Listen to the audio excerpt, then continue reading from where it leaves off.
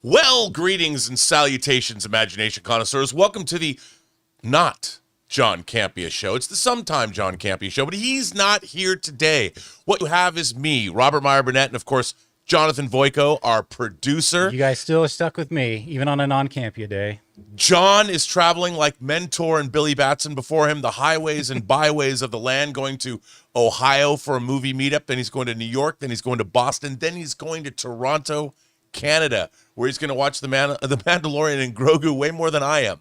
I'll tell you that. But we are here to bring you the same quality of show that we bring you every single day, just without John. So I throw it over to you, Jonathan.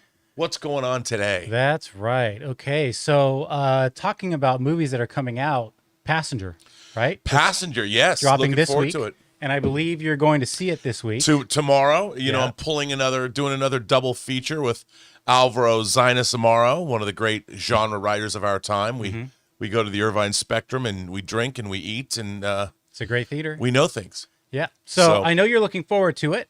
We're going to go over some reviews started dropping today. Now, it's holding a 61%, which isn't great, but it does have the tomato there. And in a room of, you know, a crowded room, for every 10 people in a crowded room, a little more than 6 out of 10 like it. So technically that's pretty positive. But when you look at a 60%, you don't often think that. There's only 18 reviews. So, of course, it's going to fluctuate a lot. But I figured let's go through some of these reviews here real quick. And let me scroll over here so we can fit all the reviews in. Very good. Starting with Jim Slottick of Original Sin. Gives it a not so fresh starting off. Style doesn't overcome lack of story. While it's a welcome change of pace to have the Psycho and a big screen off-road horror story not turn out to be the local yokel, Passenger doesn't replace that trope with anything convincing or scary. Carla Hay also wasn't big on it from Culture Mix. Stylish cinematography cannot cover up that Passenger is a half-baked horror movie with underdeveloped characters, repetitive jump scares, and a very weak plot. Everything is too predictable in this story about a demon targeting road travelers. All right, Todd Gilchrist did like it from Fangoria. Passenger reminds you that the ghost stories, like most horror movies, have a bag of tricks that's long since been exhausted. But when they're wielded by talented filmmakers, the sleight of hand can still feel genuinely dazzling. So, I mean, with he's still saying it's the same old tricks, but I guess he's enjoying. So a couple of people are talking about the style of the cinematographer. He feels it's covering up those sins of the tropes. Matt Donato gives it a 3 out of 5. Horror fans will feel at unease with a film that offers a robust soundtrack of road anthems equal to the number of leap-in-your-seat adrenaline boosts. Well, he liked it. Okay, William Bibiani, The Rap. This movie is like a car ride through Cocker City, Kansas that doesn't stop at the world's largest ball of twine. William. Gotta like Bibbs. Then we go down to Fermin Aguilar. Perhaps with a little less timidity, something more appealing to the audience could have been created. So, I mean, even there, kind of middling, right? Yeah, not great. And then finally, we'll just end here with NYC Movie Guru. Didn't like it as well. An atmospheric but uninspired, repetitive, and unimaginative horror thriller. Passenger is the type of film that has less internal logic and the more you think about it. So, what are you taking away from these, Rob? Not so great. First of all, my boy Andre Overdahl directed this movie, and he directed The Autopsy of Jane Doe. And if you haven't seen The Autopsy of Jane Doe, that shit is dope. It is lit, as they say. And I think that movie is a tremendous accomplishment as far as horror films go, set in really a single location. And so I will turn up to support him. And obviously, Passenger had one of the great teaser trailers of all time, which was kind of like a short film. I thought the extended, the final trailer looked great. So I'm going. You know, I bought my tickets in advance. I'm excited to go see it. I'm also going to see, I think, a movie called Saccharin. We're going for the triple feature tomorrow. And, of course, beginning with Mandalorian and Grogu. So I'm turning out for this, Jonathan. There has been a lot of horror that's come out this year. A lot. I've seen things that, I've really loved. Like I loved Exit 8, the Japanese film. I liked movies like Hokum and Whistle. And so there's been a lot. And even when horror has been disappointing. It's still pretty good. I will It's say, like pizza. as far as the trailer goes, I did enjoy that the way it opened. Where you're right, it felt like a mini movie, Yeah. and I like that. And then all of a sudden, it just felt like, oh, you could feel that cut after that jump scare. Kind of went to just the typical like, you didn't go driving in those woods, did you? You know, it's just sort of like, oh boy. And then it was one jump scare after another. I feel like what they were trying to go for is all these kind of creepypasta YouTube series where it's like, I went camping in my my camper van and things started knocking on my doors and I didn't even know what to do. So I just put my head under the covers. I'm just like, you idiots, don't go camping alone in the woods.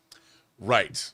Yeah. But it kind of feels like, I mean, that feels like a lot of the horror industry right now. They're kind of going on. They're letting YouTube take the lead. Hey, man, I'm going to make a liminal space vertical. I'm telling you. I'm going to go do it. I got the locations. I got the actors. People will say that it feels, you know, it feels, what's it called? When you get in tight spaces. Claustrophobic. Claustrophobic. They'll say it's a claustrophobic mania. You got to go see it. They're going to love it. People are going to, they're going to bite at that. I can't wait. But I'm looking forward to seeing this. And there's a lot of, I'm really looking forward to seeing, speaking of liminal space, I'm really looking forward to seeing Backrooms and YouTube, the creepypasta, like you mentioned. That's next week. Mm-hmm. And then after that, we got He-Man. And I can't wait to go see that. And, I'm looking forward. There's a lot. And Saccharin, which I know nothing about. I didn't even look into it. I just know we're going. Yeah, we bought tickets. No idea what it is. I love evenings like that where you're just like, you know what? Let's just. I keep going to that wrong one. Let's just go see a movie. Yeah, and see what happens. You never know. More often than not, I'm actually pleased by what I see. Yeah. A lot of times people get scared because it's like, I don't know, this indie film. What if it sucks? Half the time we go to the ones that are promoted heavily. We're not happy with those, and the ones we just go and are surprised by, we love. I've been going to the movies so much. This is true, by the way. I've been going to the movies so much that I've kept this little container of white cheddar that I get at Regal Theaters. It's in my pocket all the time for my popcorn. White cheddar. I'm just saying. I like white cheddar, officer. I like to mix it with my salt. Because John thinks that popcorn's a delivery system for butter. I think it's a delivery system for sodium. So anyway, that's how much I'm going to the movies, is I can't be without my little white cheddar. I know. Well, and it is white cheddar. That is not a euphemism. Man, it really feels like it is. But it isn't, though. All right. If it were 2005, it would totally be a euphemism, and I would carry around some really nice white uncut cheddar. yayo. Yeah, I would, but I don't do that anymore. I'm too old. All right, guys. Well, what do you guys think about the reviews for Passenger? Not terrible, but a 61%. 6 out of every 10 people are seemingly enjoying it, even if it is your typical jump scare tropes. Are you going to go see it this week? It's going in against Michael in its 5th weekend. Yeah. And some other movies. So it also is going up against Mandalorian and Grogu, though. So it'll be interesting to see how it fares after this weekend. But let us know what you guys think in the comments below, and we're going to move on from there. Speaking of horror, Rob, you just said this has been a great year for horror. I would say year to date almost, really. Yeah. One after another, banger after banger. Even if some are forgettable, the ones that are great are really great. And we saw that this week, Victorian Psycho, not to be confused with American Psycho, says scares up 7-minute standing ovation. This is from Deadline at cons. Although a lot of things will get 7-minute standing ovations because they don't stop clapping for you until you sit down. Right. But it did give the filmmakers at con, who are used to a little bit more serious fare, some fun times. The article, I'll just read a little bit of it here. Bleecker Street's horror thriller Victorian Psycho provided an oasis of fun in a sea of serious picks during the wind down at con, earning a 7-minute standing ovation on Thursday. The pick, which is playing in Uncertain Regard, is directed by Bronxville, New York-born Zachary Wiggin and follows an eccentric young governess in 1858, Winfred Naughty. How about that name? That's on the nose. Played by, of course, Micah Monroe, who's like the Jamie Lee Curtis of the modern age. She is a scream queen. She was. I really liked it. It was in It Follows. It Follows, yeah. A lot of people were like, whatever. I liked it, and she was in Long Legs, of course, and The Guest. But anyway, You know what? It Follows is a movie that has grown in my estimation. I went again. My friend Dave Hargrove and I turned out Saturday morning. We went to the late lamented ArcLight in Hollywood to see it, and I love the first 45 minutes. But I'll tell you something. I did buy the Second Sight 4K disc, and those people at Second Sight in the UK, they do wonders with transfers. They take a great transfer and make it even better. And when I put in the It Follows disc, it was like looking out a window. I'm like, you guys killed this. And I've watched that movie like 4 times since then. And Micah Malone, there's something about her. just She was in Long Legs. I mean, she is the new Scream Queen. To me, she is the it girl of horror. So. Well, while at the festival, also the director went on to say, this was a film at times we were always pushing the limit of what we were capable of. I mean, we hear that a lot. But on the heels of this trailer, we got the trailer dropped. So Yes. what are your thoughts? Because when this trailer dropped, the first thing I hear is like a heavy metal riff to Victorian times. And I think it already set the tone. Well, you look at that. You see that white? Yeah. That's that white bone. cheddar. That's bone. Bone? That's raised really in type right here. Yeah. And You're right. Let's see Paul Allen's card. I like that. I like what you're doing there. American Psycho. And I honestly, I'm glad you actually saw that. But anyway, what are your thoughts on it? There's no, I'm making that up. But look at it. Cerulean. That It's worked. cerulean type. Yeah, I know, right? That's why I had to look at that. And I'm like, you see that? That's bone. Yep. That's why they wanted. I don't know did people carry business cards in the 1800s? I don't know. Because if they do, they should have that scene. It is called Victorian Psycho. The trailer's good. I watched the trailer. It's mayhem. Yeah, it is mayhem. And She just reaches little down David, and grabs little that. Lynchian stuff, little callback to Blue Velvet. This looked great to me. I'm wondering what is in her head and what's not. I have a feeling a lot of it is real. Well, all these girls be shopping. What can I say? But no, I mean, along with the music, the juxtaposition of the music and what it was showing, I mean, Micah's performance, like I don't think I've seen her perform quite like that before. No, look again. This movie looks good. It's like I have in the headline here. It's like full of like a lust and violent, like fueled, like just. I don't even know if it necessarily is horror or is it more just thriller. I don't even know, but I love when he like checks her and he goes, "Oh yes, you have an organ for lust or organ of lust." Yeah, no, it looked good. I mean, ever since Robert Eggers made The Witch, period horror is back, baby. Bring it on. Bring it on. This expression of hers when she's like, "It's squeezing." Yeah, that's so good. And then to this. Yeah, I don't think I've Nicely seen done. her. I I don't think I've seen her perform quite this well. So I'm actually excited to see this. I'm excited. Victorian Psycho. What do you guys think? This trailer just dropped. It wowed crowds apparently at Cannes Film Festival. This movie comes out in September. Are you going to see it? I have a feeling this is going to be a continuation of a great year plus now. Probably by the time this comes out, it'll have been 2 years of good horror. I've seen it's like a horror film has come out every week. I know. It's been great. Yep. I've really enjoyed it. Even stuff that I haven't loved, I've still enjoyed watching it. So have I. So anyway, let us know what you guys think in the comments. We're excited to probably see that movie. But next up, we're going to get into a little, what did I do with the shot? I had the whole shot loaded. Oh, well, we're going to play a little game of verses, guys. I had the graphic loaded, and apparently I deleted it out of my shot by accident.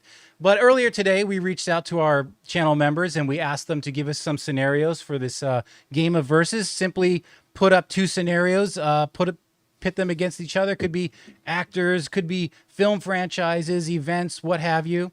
And John, Rob, and I are going to give you our... we're going to adjudicate. Yeah, we're going to adjudicate and give each other our final thoughts, and you guys, and of course you can play along in the comments here as we go through.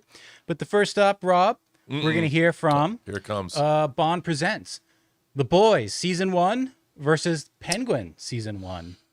So I know you guys are high on the supply of the finale of The Boys, but you got to go back and just put that white cheddar down and just think about Season 1 of The Boys. I know I have to provide an answer for this, but that's a little tough because while they're both comic-derived properties, they're trying to do very, very different things. And look, I would say that I'm going to go with the Penguin Season 1 because the boys had much more sort of ostentatious subject matter to work from, whereas taking the Oz character as portrayed in the Batman and turning that character and making him into as compelling of a character in that show as they did, I think that was a much taller order. Yeah. Because they didn't have something to directly adapt like the boys did. I mean, obviously they had decades of Penguin shows, but to do but it not a one for one on this story. Yeah, exactly. Yeah. And so I'm going to go with the Penguin season 1. Yeah, I'm going to agree with you on that. I'm going to go with Penguin as well. I just felt like the character arcs we saw from Milioti and Oh my God. and just everyone in that, the tone, the direction, the acting, it was, dude, it was Emmy worthy, of course. And so, I'm not saying the boys wasn't. No, but- I mean, I want to be clear. The Boys season 1 was terrific. Yeah. But it's a versus show, so I have to give you an answer. Yeah. So I'm going with the Penguin on that one. Heck yeah. Moving on to our next verses here, we're going to hear from B Hustle, the duo of Secret Wars and Doomsday versus Infinity War and Endgame, with them coming back to back, which they are. Which pair had generated more personal hype for you? Well, I mean, look, I'm not going to lie. I felt like a little kid in the lead up to Infinity War and Endgame. I mean, I don't think that I was as excited about seeing a fantasy film property as much as I was to see Infinity War. Because look, as a lifelong comic book fan, for the most part, the from 2008 to 2018 and 19, when we got Infinity War and Endgame, the satisfaction I felt overall with the MCU was something I never thought I would feel as an adult for a flight of fancy. And I love the MCU so much. And those movies for me delivered. And I don't like when people say, Endgame was all over the place, but Infinity War was the bagger. I think of them as as one thing. And the fact that it worked as well as it did, I mean, Endgame is a big swing, but I thought it worked great. When Alan Silvestri's Portals piece of music comes in and you hear Sam Wilson say "on your left," I mean, it was so satisfying. That said, now let me talk about Doomsday. Bruh. I mean, I'm sure they've been reshooting things and changing things, but I will say, I am deliriously excited for Doomsday. Is it a Hail Mary to restore the luster of the MCU? Sure. Is it ridiculous to bring back Robert Downey Jr. as Doctor Doom? Very possibly. But you know what? I think that the story that they've concocted and the way it unfolds, at least the way I've come to understand it with what I know, or maybe have experienced myself, I haven't seen it, just to be clear, I thought it was wonderful. I mean, I was deliriously excited to learn in the way I learned about all of this. I sat there and let's say I might have turned pages, and I was gleefully excited. But as many people have pointed out, this is kind of coming from left field. Yeah. And the funny thing about Doomsday, the thing that if I have to say I don't like something about it, the thing I'm going to say about it is, again, what is sacrificed is, and this is going to seem weird to say, post Endgame, they never dealt with the people of Earth. They never dealt with the population of the planet Earth. And basically, whatever people suffered over the 5 years, they're all going to effing die. Like the whole world, the whole universes are going to be destroyed. Poor people of Earth. Not just Peter Parker, because nobody remembers him, but all of us here, we have to go through. We just got our bearings again, and bam, bye-bye multiverse. Yeah. And I think that I really would have loved to have seen them in phases 4, 5, and 6 adapt the great Alex Ross Marvel series, The Marvels, which was a look at the Marvel Cinematic Universe from the everyman point of view. I think they could. That would have been something I think that they really needed, but we never got it. But that's just, I'm off the rails now. What do you think, John? No, I mean, that was a culmination of like 10 years. We said it over and over and over again. I mean, the culmination of what was going to happen at the end of Infinity War, obviously I felt more hyped for, because, you know, we had a bit of a sour run with Marvel, and now it's on the uptick, and I've been really enjoying it. And I am really looking forward to Doomsday, and I'm really looking forward to Secret Wars. But Yeah, yeah. I can't, like, as much as I know this is going to be a great reset, it's going to be amazing, it's going to be things we've never seen before in the Marvel Universe, at least on a scale. The anticipation of the buildup, knowing where this whole storyline was going, you know, phase after phase leading up to Endgame and Infinity War, I'm not going to sit here and be like, no, I'm actually more excited about these than I was about those. Like, that was a culmination of something that was really great. So I'm going with the Infinity War Endgame. That doesn't mean I'm not absolutely excited for what's about to happen. All right, next up, we got Rutger Cole. Okay, Brad Pitt's filmography versus Willem Dafoe's filmography. This was... Well, first of all, I mean, Willem Dafoe first came to my attention in 1984 in Walter Hill's Streets of Fire, a rock and roll fable where he played Raven Shattuck, and he stole Diane Lane, Ellen Aim, from on stage. And if you remember that movie, I would have stolen Diane Lane myself. And then, of course, the year later, 1985, he stars as Rick Masters, the counterfeiter, in William Friedkin's banger To Live and Die in L.A. And then, of course, Catherine Bigelow's first film that she co-directed, called The Loveless. He plays a member of a biker gang, kind of like he did in Streets of Fire. Now, I love Brad Pitt's filmography, but nobody knew who he was till Thelma and Louise, and that came after Willem Dafoe's movies. And I love Brad Pitt. You know, the assassination of Jesse James, the coward Robert Ford, or, you know, Killing Them Softly. He's been in a lot of great movies. Brad Pitt, 12 Monkeys, Don't You Condescend Me, Man, and True Romance. You know, he's done so many great things. But I'm going with Willem Legends Dafoe. of the Fall was huge. Legends of the Fall. Yeah. You know, but I'm going to go with Willem Dafoe because I think Willem Dafoe has a much broader scope. I mean, Shadows of the Vampire he was in. You know, Spider-Man, obviously. I mean, Brad Pitt's more of a down-to-earth guy, and Willem Dafoe's on a different planet. I saw Shadow of the Vampire at the Vista Theater. That was it was in 2000, so it was way before Tarantino owned it. And it was a rickety old theater falling apart. It was as creepy as the movie. Yep. And the fact that, you know, we got Willem Dafoe in, like, Boondock Saints. He's in American Psycho. American Psycho. The Lighthouse is still trippy to me. Yeah. Obviously, then he's in bigger, like, he's the Green Goblin. He's in Spider-Man. He was in Spider-Man No Way Home, you know, for the pop culture side of it. That's right. But he's an actor that does seem to just be open to anything and everything. And I'm going to go with Willem Dafoe as well, kind of for the same reasons as you. His scope is much broader. Little fun fact about Willem. People are always correcting, you know, each other. Oh, it's not William Dafoe. It's Willem. Willem Dafoe. His legal name is William. He was named after his father, William. Right, that's right. And his mother said, all right, every time I call William, you and your dad show up. So from now on, he's William and you're Willem. That's like Denzel Washington. Yeah. Denzel. His name is Denzel. Denzel, yeah.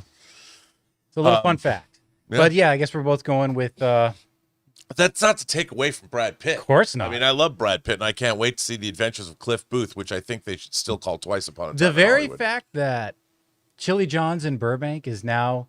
It is now canon that is the birthplace of the Big Kahuna Burger in Burbank by my house is amazing on its own. All right, so moving on. What is this, the third? No, this is the fourth one here. Sammy Ferdinand. Michael versus Bohemian Rhapsody in its fifth week.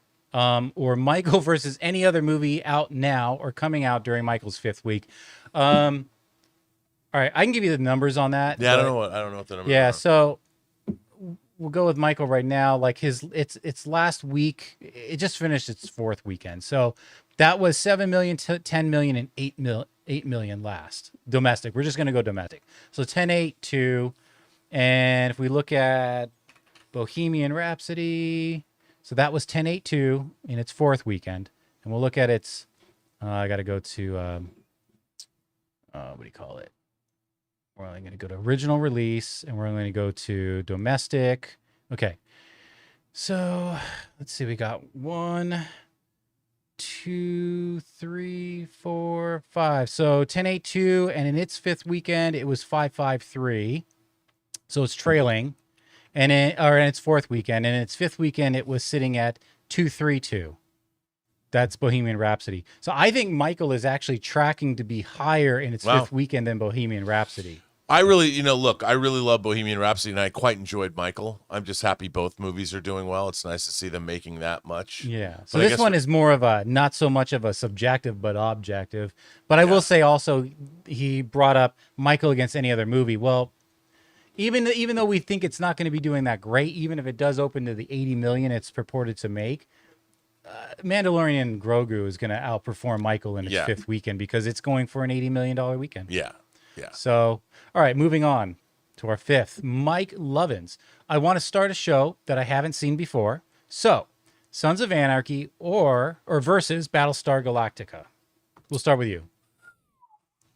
That's tough. Kind of depends on what kind of tone they want. Yeah, I mean, it depends. If you're a sci-fi guy, and when you say Battlestar Galactica, I'm assuming you're talking about the 2000 series, the David Icke, Ron Moore produced series. And I would say it's one of the finest science fiction television series ever. You have to start with the miniseries.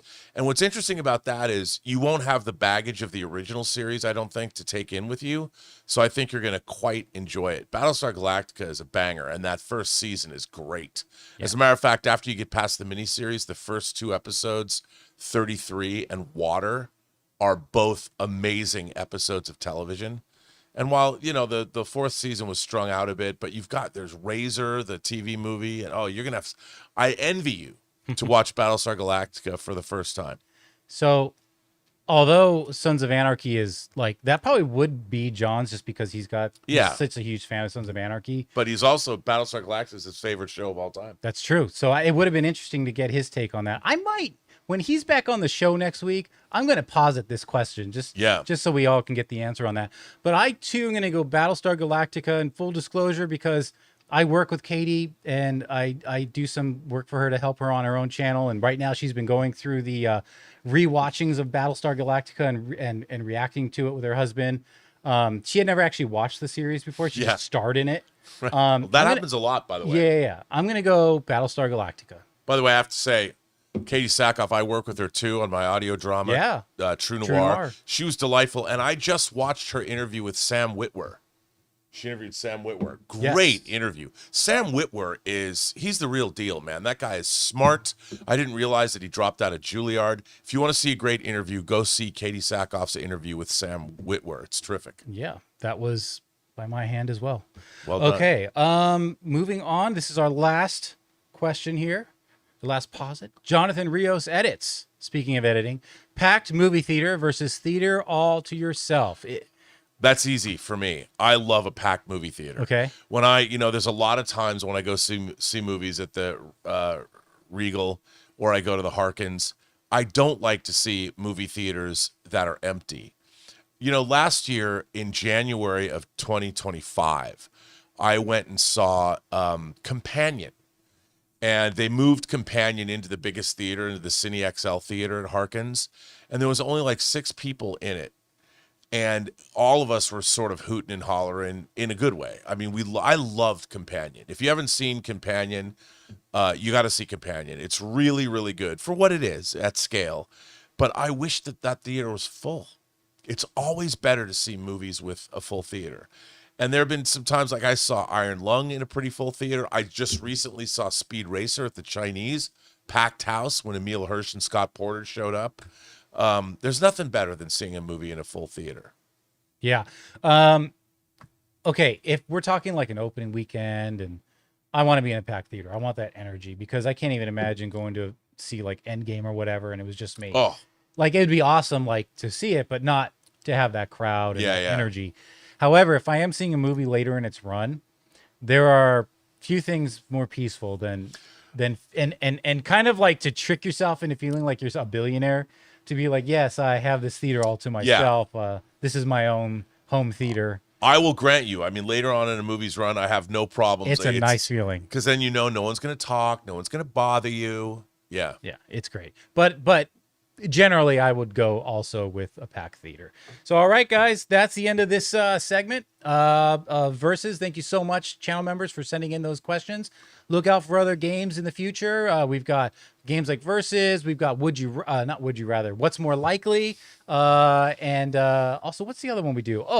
Overreaction. Overreaction. That might be. I like Versus a lot. Overreaction is probably my second favorite. So look We should out play for a those round games. of I Never once. Oh wait, that's probably not movie related. Could be. I have never partaken in white cheddar. All right, guys. I have some right here.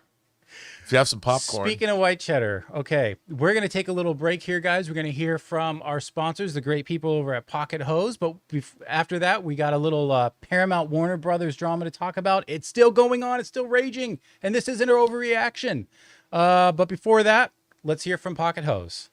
We want to take a second to thank a sponsor of today's video, Pocket Hose. Guys, I'm excited to tell you about the world's #1 expanding garden hose and their brand new product, the Pocket Hose Ballistic. As you guys can imagine, I'm not exactly gentle with my gear. I drag hoses across concrete over the pool, yank them around corners. I even coil and uncoil them all the time to put them in my camper van when I go out on my movie meetups. And generally speaking, a lot of them don't last. But the Pocket Hose Ballistic has been a totally different story for me. It's incredibly durable, super lightweight, and just makes the whole job easier. One of my favorite things is how simple it is to use. You turn the water on, it expands. Turn it off, it shrinks right back down to pocket size. And it's reinforced with a liquid crystal polymer, the same kind of material used in bulletproof vests. Plus, it comes with the pocket pivot, which gives you 360-degree rotation at the spigot so it moves with you instead of fighting against you. And now, for a limited time, when you purchase a new Pocket Hose Ballistic, you'll get a free 360-degree rotating pocket pivot and a free thumb drive nozzle. Just text Campea to 64,000. That's CAMPEA to 64,000 for your 2 free gifts with purchase. Text Campea to 64,000. Message and data rates may apply.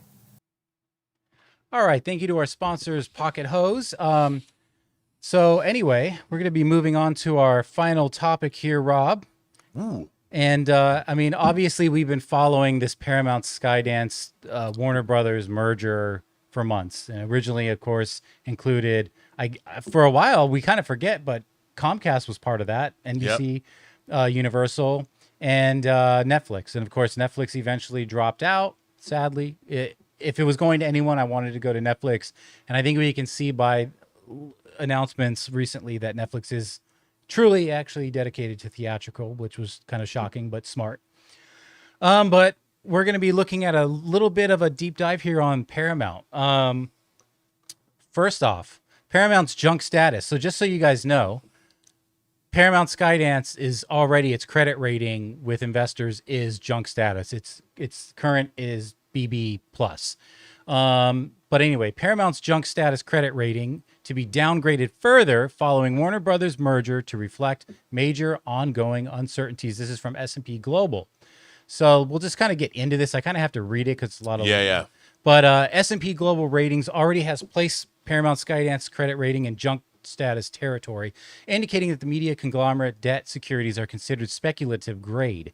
But if and when Paramount completes its mega deal for Warner Brothers Discovery, the credit rating firm will take it down another notch. Currently, S&P Global has a BB plus issuer credit rating on Paramount.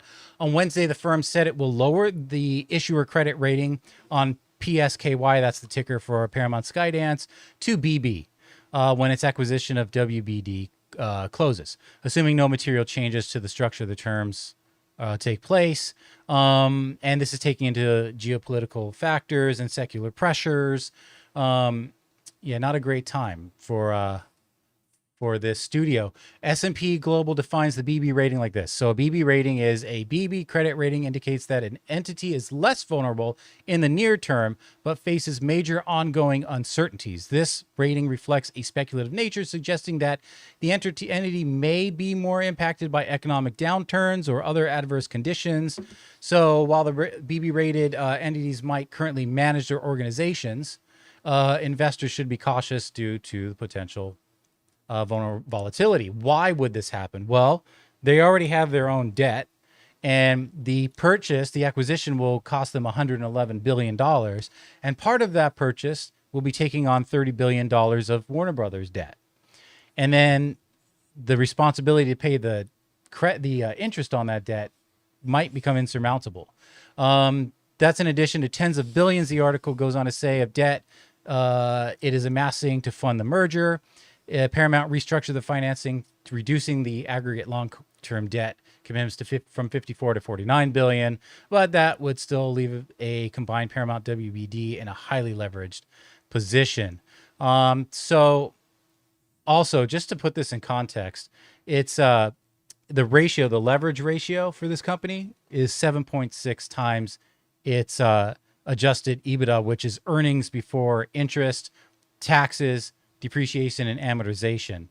And even by 2029, it'll be a 5x still. So it's a massive amount of debt for the amount of money Paramount is earning. So we're going to go into a little more about what's happening with Paramount, but let's bite into this right now. Rob, what do you feel about this? Again, with the entertainment business never being a sure thing, yeah, to incur this much debt, I think is risky. Mm-hmm. And I think at the end of the day, look, I want to see Warner Brothers. Warner Brothers is still it's going strong. I love Warner Brothers. I love Paramount. I just don't understand the need to make such a purchase. I think both, obviously they're going to do it, but I just hate to see both companies compromise like this. I don't know. I don't like it. Don't like it, Jonathan. Yeah. No, I mean, they are now put into a very precarious situation, which I understand. A lot of people are like, when we'll actually get into this, people are saying like, oh, oil money. Well, yeah, that's great. But people don't just like to pile billions and billions of dollars into a losing investment. And they can just as easily pull that money away and put it somewhere else. I understand that there might be some influence they get with that money, but is it worth it? And if it ultimately capitulates, that's throwing good money after bad. Yep. And then where does this place then, if you have Paramount in hot water now, debt-wise, and they just purchased Warner Brothers, then they both go up for sale. And then who acquires that?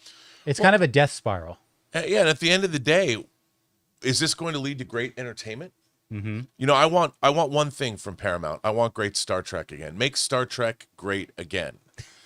Make it relevant. Make it smart. Make it timeless and, dare I say, universal.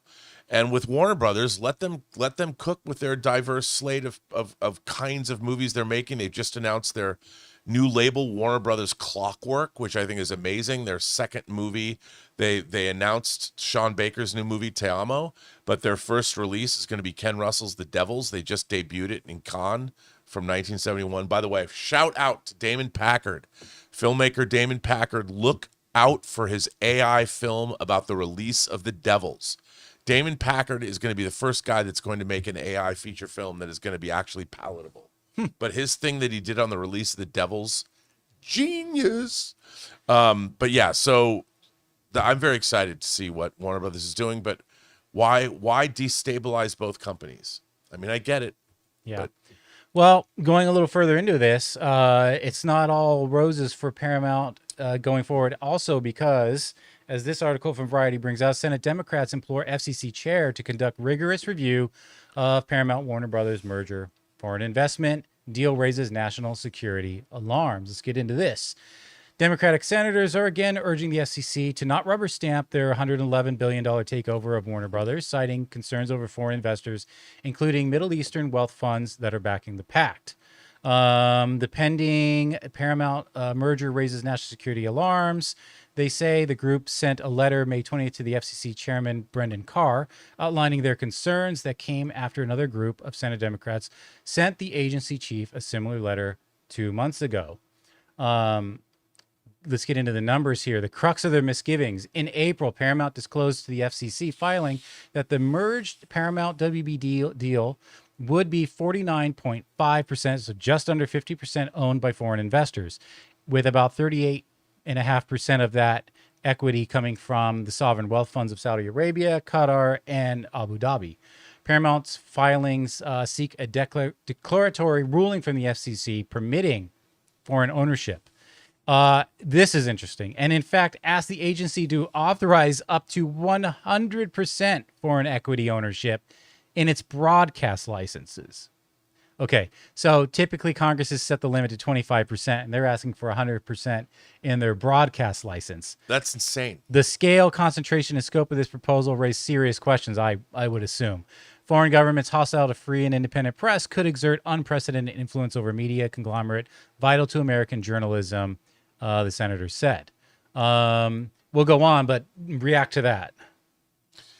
Well, Qatar has already, or Qatar has already had tremendous influence over our educational institutions over the last 25 years, and look at how that's worked out for us. So I don't think this is a good idea at all.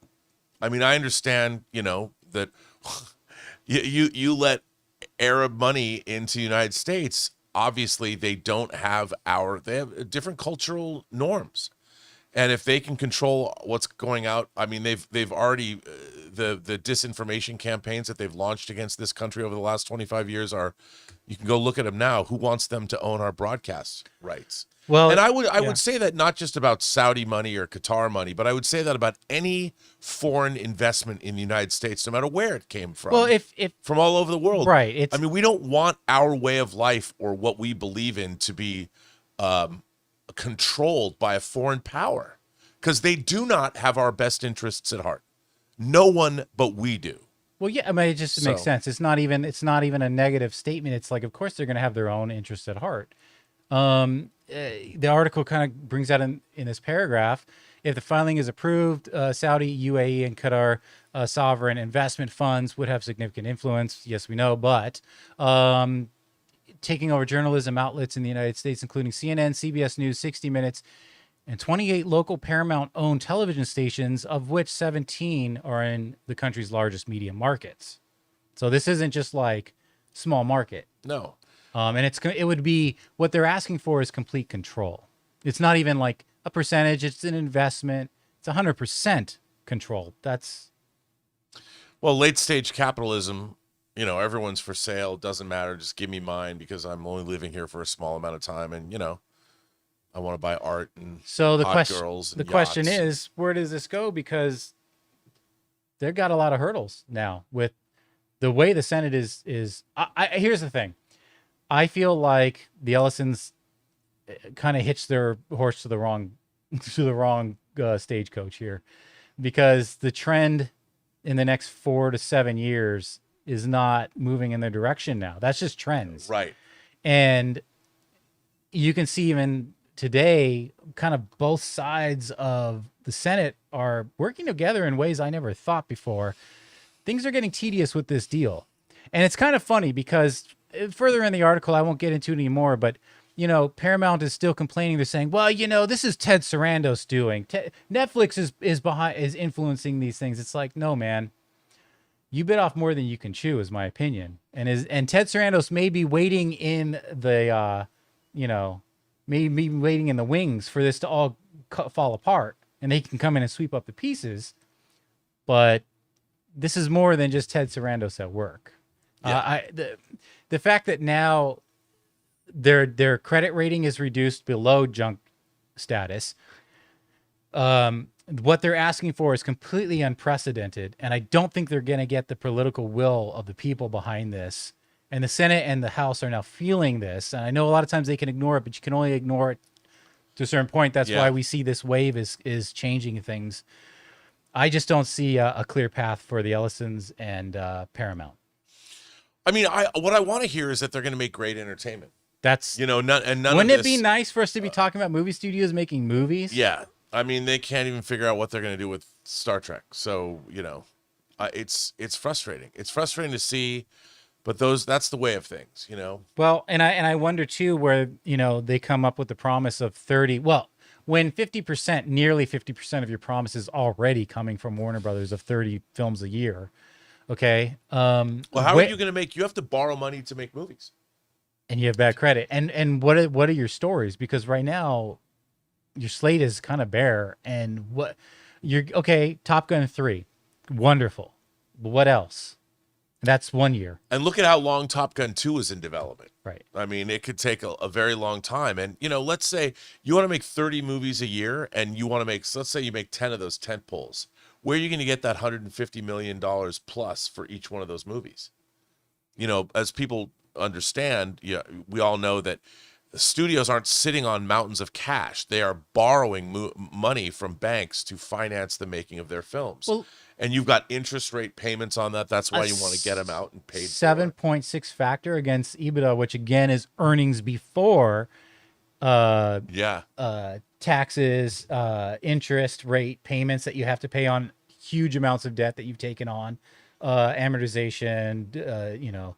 So that's earnings before it. So now reduce all of that from your earnings.